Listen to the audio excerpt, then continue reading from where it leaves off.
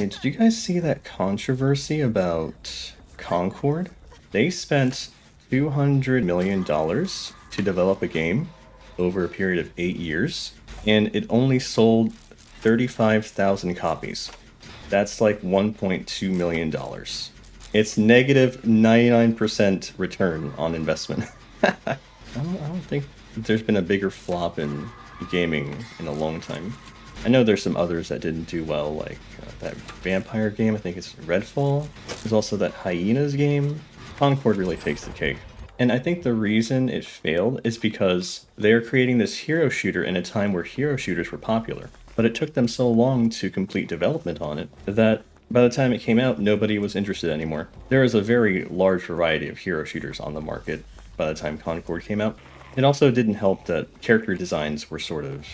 Nobody really liked the way the characters looked, so it's pretty funny to see that the level of boycotting that happened with that game is just insane. All the gamers came together and they're like, nope, we're not buying this. Oh right, Dustborn, I heard of that one too. Yeah, people are really backing away from the whole, I don't want to get political, but there is a movement against like DEI stuff and woke stuff. And I understand, because when you forcefully try to inject diversity into a game, it doesn't feel natural.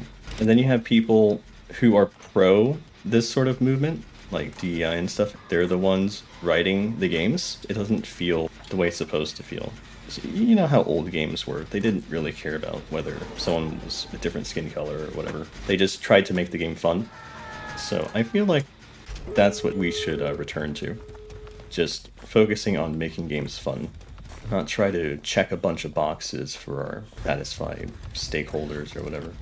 You can't discount the consumers because they're the ones who decide what succeeds and what fails. The loudest people, just because they're loud, it doesn't mean that they have all the money. The loudest people tend to be the critics.